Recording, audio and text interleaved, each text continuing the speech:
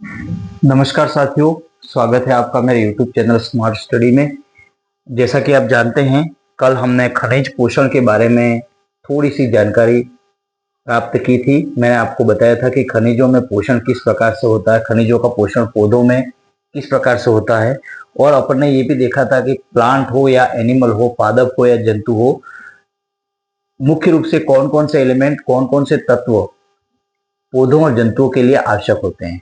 अब इसी क्रम में साथियों हम और आगे बढ़कर ये देखें कि पौधों और जंतुओं में मुख्य रूप से पौधों की बात की जा रही है, तो पौधों में मुख्य रूप से ये ध्यान रखना होगा, अपन ने कल पढ़ा था, कार्बन, हाइड्रोजन और ऑक्सीजन CHO से बने हुए जो कार्बनिक पदार्थ होते हैं वो बहुतायश इसमें पाए जाते हैं, और अत्यधिक मात्रा में जल की मात्रा इसमें पाई जाती है। तो साथियों यहाँ पर ये ध्यान रखने वाला लायक बात है कि ये इसकी जो हिस्ट्री है वो बहुत पुरानी है। पादप और जंतुओं के बारे में बहुत सारी खोजें बहुत समय से पहले से होती आ रही है। आज से 100-200 साल पहले ये खोजें हुई थी। अभी तो बहुत ही एडवांस और बहुत सारी जानकारी पौधों के बारे में, उनके बनने वाले पदार्थों के बारे में, उनकी जो केमिकल कॉन्स्टिट्यूट होता है उसके बारे में जानकारी अपन को मिल चुकी है। लेकिन सबसे शुरुआत में पादपों में कौन कौन से खनिज तत्व अनिवार्य होते हैं और किन की उपलब्धता अधिक होनी चाहिए, किन खनिज पोषकों की उपलब्धता कम होनी चाहिए, उसके बारे में इसका इतिहास थोड़ा पुराना है। तो यहाँ पर मैंने थोड़ा सा यहाँ पर आपके लिए मेहनत करके लिखा है। पादप पोषण में सबसे पहला जो प्रयोग और पोषण के बारे में जो बताया था वो सबसे पहले NTD सोसर ने 1804 में मिट्टी में उपस्थित खनिजों की निर्भरता के बारे में बताया था कि मिट्टी में जो खनिज तत्व होते हैं उनकी कितनी निर्भरता पौधे के ऊपर होती है, पौधा कि कितने प्रतिशत मिट्टी के अंदर पाए जाने वाले जो खनिज तत्व होते हैं उनके ऊपर निर्भर रहता है। तो यहाँ पर आपको समझ लेना चाहिए कि 100% खनिज जो होते हैं वो मिट्टी में पाए जाते हैं और मिट्टी से ही पादपों को प्राप्त होते हैं। उसके बारे में सबसे पहले जानकारी जो थी वो दी थी यहाँ पर साथियों 1804 में NTD सोसर ने। ये ध्यान रखना, बहुत पुराना इतिहास है इसका।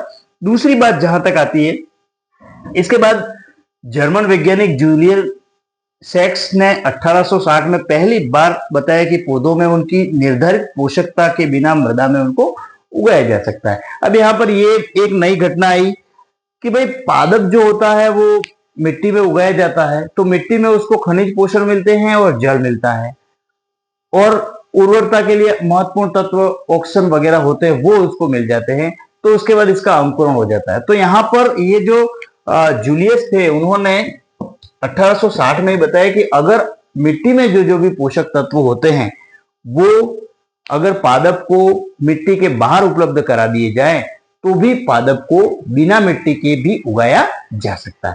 तो ये एक नई टेक्नोलॉजी आई साथियों कि बिना मिट्टी के भी पादप को ग्रो किया जा सकता है, उगाया जा सकता है। तो ये तकनीक जो थी वो सबसे पहले 1860 में जूलियस ने बताई थी। तो यहाँ पर ये मुख्य दो बातें याद रखनी है कि इसका इतिहास बहुत पुराना है। खनिज पोषण के बारे में अगर आपको थोड़ा सा डीपली पढ़ना है तो खनिज पोषण के बारे में, हिस्ट्री के बारे में इसमें बताया गया है। 1804 और 1860 दो जो सन है वो आपको ध्यान में रखना है। दूसरा, अब अपन बात करें कि भाई खनिज जो पोषण होता है पौधों में, अलग अलग प्रकार के खनिज होते हैं।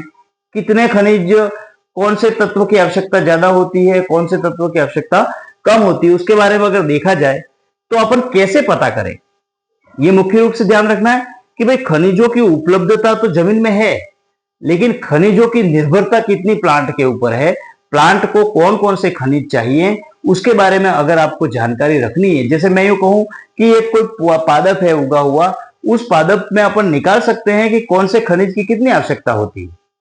तो इसके लिए अलग अलग मेथड काम में आए। जैसे मैं यूं कहूं कि एक बहुत बड़ा वृक्ष है, पेड़ है, उसको कितने खनिजों की आवश्यकता होती है, या उसकी एक डाली को कितने खनिजों की आवश्यकता होती है, और खनिजों में भी कौन कौन से खनिजों की आवश्यकता होती है, कैल्शियम की आवश्यकता कितनी होती है, मैग्नीशियम की आवश्यकता कितनी होती है, उसके बारे में अगर देखना है तो अलग अलग वैज्ञानिकों ने अलग अलग मेथड बताए। अलग अलग वैज्ञानिकों ने अलग अलग मेथड बताए। उसमें एक जो पादप भस्म का विश्लेषण करने का जो मेथड है वो सबसे ज्यादा चला और ये सबसे ज्यादा कारगर रहा। कि पादप जो होता है, पौधा जो होता है, उसका कैसे विश्लेषण किया जाए कि इसके अंदर कौन कौन से मिनरल आवश्यक हैं, कौन कौन से खनिज आवश्यक हैं और कितनी मात्रा में आवश्यक है, वो भी अपन निकाल सकते हैं मिलीग्राम में या उससे भी कम छोटे माप में अपन ज्ञात कर सकते हैं कि एक प्लांट को या किसी एक पौधे में, किसी एक वृक्ष के किसी एक भाग पर कितने पोषक तत्वों की आवश्यकता होती है, कौन से खनिजों की आवश्यकता होती है। तो ये एक मेथड आपको ध्यान में रखना है साथियों। ये मेथड है पादप भस्म का विश्लेषण मेथड, पादप भस्म का विश्लेषण। अब यहां पर ये ध्यान रखना है कि भस्म किसको कहेंगे, तो सामान्य सी बात है, भस्म का मतलब होता है राख, एश।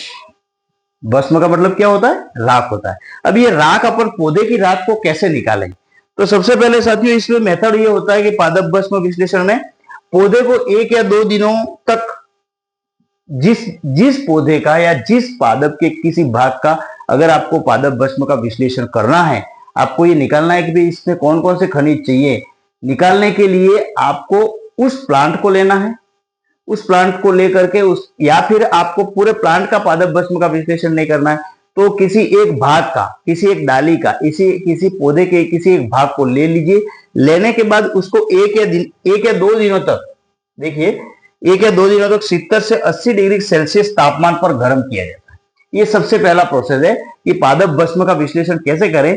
उसमें किसी एक पादप को या पादप के किसी भाग को 1 या 2 दिनों तक 70 से 80 डिग्री सेल्सियस ताप पर गर्म किया जाता है। और गर्म करने पर क्या होगा आप जानते हो, जल का वाष्पीकरण हो जाएगा और वाष्प बन के जल उड़ जाएगा, जल इसके अंदर से निकल जाएगा। शुष्क भाग में, अब जो शुष्क भाग बचा, सबसे पहले तो क्या किया अपन ने, पौधे के भाग को लिया या पौधे को लिया, लेने के बाद उसको 70 से 80 डिग्री सेल्सियस तापमान पर गर्म किया। गर्म करने पर क्या होगा, 1 या 2 दिनों तक गर्म किया, और गर्म करने के बाद क्या होगा, इसके अंदर जो पानी की मात्रा है वो वाष्प बन के उड़ जाएगी, निकल जाएगी। और उसके बाद उस शुष्क भाग में, सूखे हुए भाग में क्या बचेगा, कोशिका भित्ति, सेल वॉल बचेगी, पॉलीसेकेराइड, लिग्निन, एमिनो अम्ल, प्रोटीन, वसा और कुछ तत्व पाए जाते हैं। अब ये जो आपके पास जो सूखा हुआ भाग है, शुष्क भाग है, जो जला हुआ भाग है, उस भाग में क्या मिलेगा, जला हुआ नहीं, सूखा हुआ भाग है, सॉरी, सूखा हुआ भाग है, उसमें आपको सेल वॉल मिलेगी, कोशिकाओं की भित्ति मिलेगी, पॉलीसेकेराइड मिलेंगे, लिग्निन मिलेगा, एमिनो अम्ल मिलेंगे, प्रोटीन मिलेगा, वसा मिलेगी। इसके अलावा कुछ और तत्व भी इसके अंदर पाए जा सकते हैं। अब ये इतना काम हो गया। उसके बाद क्या होगा, अब इसके अंदर आप ये ज्ञात करें कि भाई इसके अंदर इनऑर्गेनिक, अकार्बनिक पदार्थ कौन कौन से हैं। तो अकार्बनिक पदार्थों को ज्ञात करने के लिए इस सूखे नमूने को, शुष्क नमूने को, सूखे हुए भाग को, शुष्क नमूने को भट्टी में, एक भट्टी लेंगे, उसमें 600 डिग्री सेल्सियस तापमान पर गर्म किया जाता है। देखिए साथियों, ये बहुत ही ज्यादा तापमान होता है, इसके लिए भट्टी का ही उपयोग किया जाता है। यानी कि ये जो मेथड है वो आपको वैज्ञानिक तरीके से करना पड़ेगा और उसका भस्म का विश्लेषण कर सकते हो आप। तो इसके लिए भट्टी चाहिए और उसमें 600 डिग्री सेल्सियस तापमान पर इसको गर्म किया जाता है। और गर्म करने के बाद इस भाग में, इस शुष्क भाग में कुछ एलिमेंट पाए जाएंगे, जैसे वाष्पशील, जो वाष्प बन के उड़ जाए ऐसे पदार्थ हैं। कार्बनिक पदार्थ विघटित होकर कार्बनिक जो ऑर्गेनिक कंपाउंड है उसके साथ मिले हुए हैं, वो जैसे कि कार्बन डाइऑक्साइड है, जल है, SO2 है, हाइड्रोजन है, अमोनिया है, मीथेन है, ये जो होंगे वो उड़ जाएंगे, वो वाष्प बन के उड़ जाएंगे। तो यहां पर जो विघटन होने वाले हैं, वाष्पशील कार्बनिक पदार्थ जो होते हैं वो विघटित होकर के वाष्प बन के उड़ जाते हैं। जैसे ये वाष्प बन के उड़ने वालों में कौन कौन से, अधिकतर मात्रा में गैसें होंगी, ये गैसें हैं वो उड़ जाएगी। और उड़ने के बाद यहां पर जो बचेगा, भस्म में केवल और केवल अकार्बनिक पदार्थ पाए जाते हैं। अब यहां पर इतना प्रोसेस करने के बाद अकार्बनिक पदार्थ इसके अंदर पाए जाते हैं। तो उसके बाद आप इसको आराम से इस पादप भस्म में पता कर सकते हैं कि इसके अंदर अकार्बनिक पदार्थ कौन से हैं और कितनी मात्रा में पाए जाते हैं। अब इसके बाद का जो प्रोसेस है साथियों, इसके बाद का जो प्रोसेस है वो इजी है। उसमें आप ये पता कर सकते हो, जैसे अपन ने, आप देखते हो केमिस्ट्री के जो स्टूडेंट है केमिस्ट्री में रेडिकल निकालते हैं, रेडिकल निकालने के लिए अलग अलग मेथड अपन उपयोग में लेते हैं। उसी प्रकार रेडिकल, ये जो मूलक है उनको आप आराम से निकाल सकते हैं कि इसके अंदर कैल्शियम कितना है, मैग्नीशियम कितना है, और भी पदार्थ जो है वो कितने हैं, सल्फर कितना है, ये सभी आप उसको इस मेथड से ज्ञात कर सकते हैं। तो अब यहाँ पर आपके लिए देखो, गैसें जो हैं वो विघटित हो गई, जल जो है वो विघटित हो गया। अब आपके लिए कौन सी चीज रही इसके अंदर, इसके अंदर केवल और केवल खनिज पोषक रहे, खनिज तत्व रहे। जो अपन ने खनिज पोषण का ये जो चैप्टर स्टार्ट किया है उसमें ये पादप भस्म का विश्लेषण है, वो कौन सी विधि है? तो ये विधि है कि पौधों में खनिजों को कैसे निर्धारित करें, या पौधों में खनिज लवण जो होते हैं वो कितनी मात्रा में होते हैं, कौन से पादप में, कौन से भाग में ज्यादा चाहिए। अब यहां पर एक चीज और आएगी साथियों, क्या आएगी कि आप अलग अलग प्लांट का पादप भस्म का विश्लेषण करेंगे तो अलग अलग प्रकार के पौधों में अलग अलग जो खनिजों की उपलब्धता होगी वो अलग अलग होगी। किसी में कैल्शियम ज्यादा हो सकता है, किसी में मैग्नीशियम ज्यादा हो सकता है, किसी में सल्फर की मात्रा ज्यादा हो सकती है। तो ये अलग अलग किस प्रकार होगी? तो अलग अलग पौधा कहां पर उगा है, उसका ओरिजिन स्थान कहां है, प्लांट कहां पर पाया जाता है, और उसके अंदर उसकी प्रकृति कैसी है। जैसे अगर आप टमाटर का विश्लेषण करेंगे तो उसके अंदर Fe होगा, वो ज्यादा मात्रा में होगा। तो यहां पर अपन इस बारे में भी देख सकते हैं कि कौन से प्लांट में कौन सा मिनरल ज्यादा है, उसको निकालने के लिए भी आप पादप भस्म का उपयोग, पादप भस्म वाली विधि का उपयोग कर सकते हैं। और पादप भस्म की प्रतिशत मात्रा अलग अलग पौधे और एक ही पौधे के अलग अलग भागों में भी अलग अलग हो सकती है।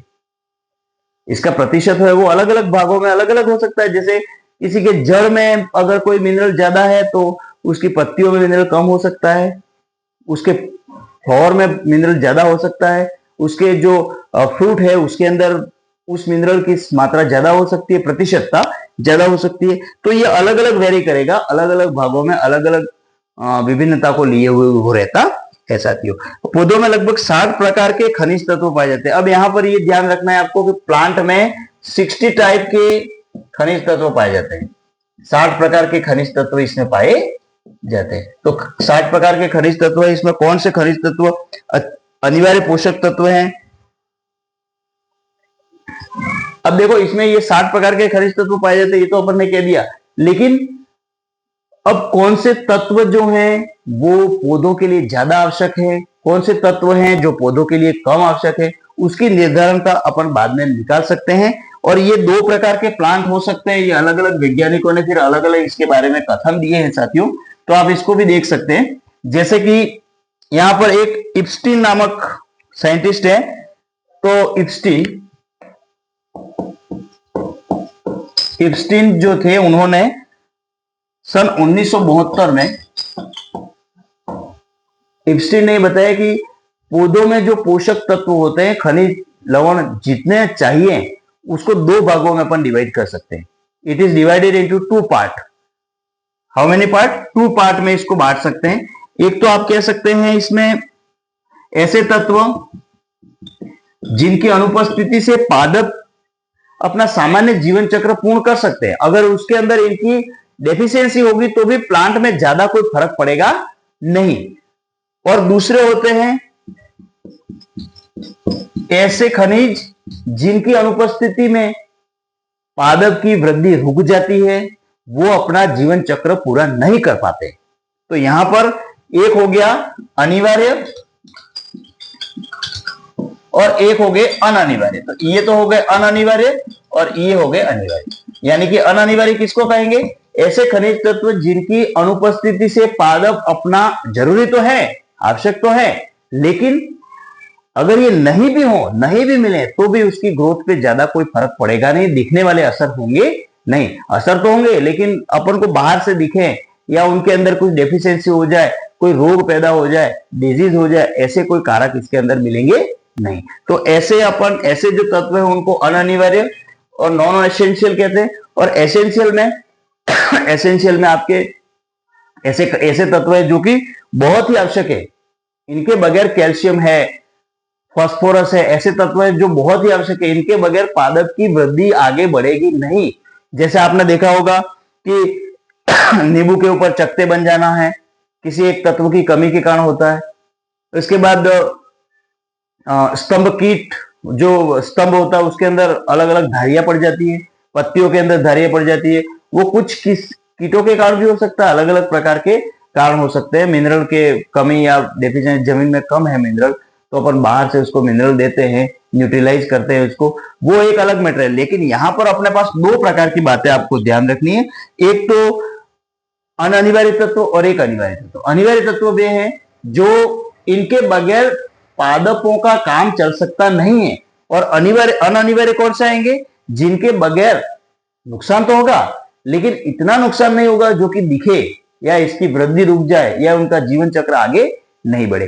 तो ये दो तत्वों को दो भागों में बांटेंगे और बांटने के बाद अपन अलग अलग उसकी स्टडी करेंगे कि कौन सा तत्व कितनी मात्रा में आवश्यक होता है प्लांट न्यूट्रिशन में। तो अपन इसके बारे में नेक्स्ट वीडियो में बहुत अच्छे तरह से मैं आपको बताऊंगा। लेकिन इस वीडियो में आपको यहाँ पर ये चीज ध्यान रखनी है कि खनिज पोषण में जो खनिजों के पोषण का निर्धारण कैसे किया जाता है उसकी विधि है पादप भस्म विश्लेषण, वो कैसे करते हैं उसके बारे में आपको ध्यान रखना है। साथियों अगले वीडियो में मिलेंगे। नमस्ते।